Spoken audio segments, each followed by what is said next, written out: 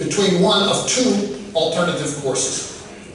One of them is to preserve the current reasonably effective stabilization, which has led to very slow rates of growth, but has kept us away from a second major decline. A prospect which will not lead to a return to previous levels of employment or output, but still can protect us from a deeper collapse. And the other possibility is that we will fall victim to the same mentality that you're observing in Europe, in which it will be declared that these core stabilizing institutions, in the US this is Social Security, Medicare, Medicaid, above all, that these institutions cannot be afforded, thus be cut, and as they are cut, then the incomes and the consumption of the broad American middle and working class will decline, and the United States will follow the path presently being pioneered in Europe.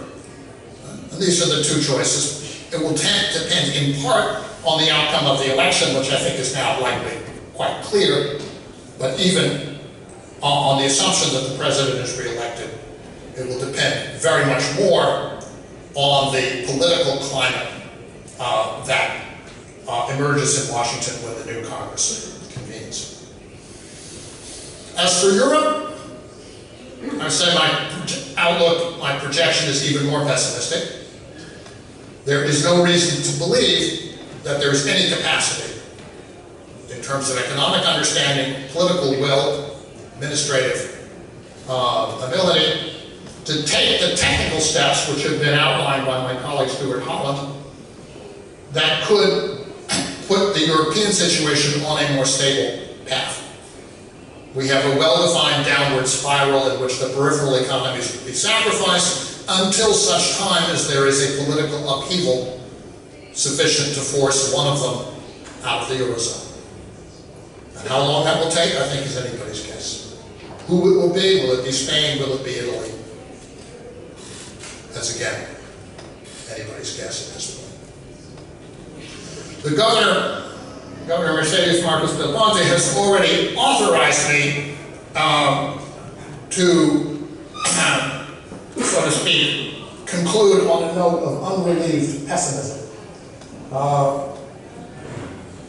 And so I will do so and say that there is in this situation no prospect of a return to the apparent normality of the 30-year period between the 25-year period between, let's say, 1975 and 2000.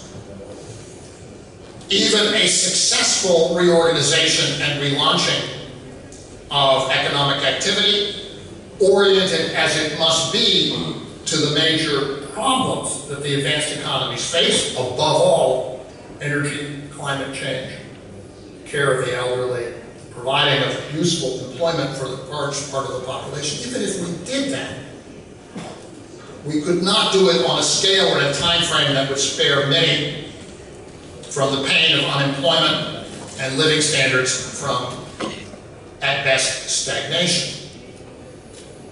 And there will be, even under the best of circumstances, a lower rate of profit and economic growth going forward for private business. Indeed, I think the challenge for people who are thinking seriously about policy in the wealthier regions of the world at this stage is to find a feasible value for growth and profitability that is greater than zero.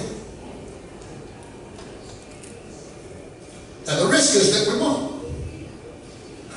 And I can say that if we cannot find such a path, we are in a great deal of difficulty, because I do not think we know how to organize a decentralized economy in a democracy on the assumption of permanent and ongoing decline.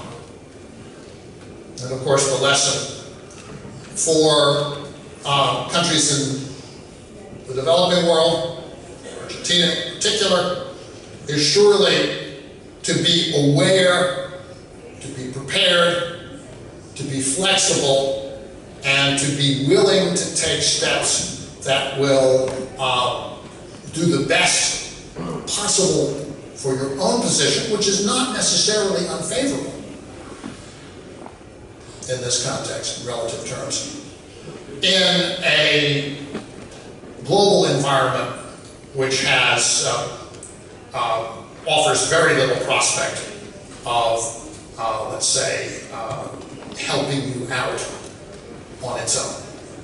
Thanks very much for your time. I greatly appreciate it.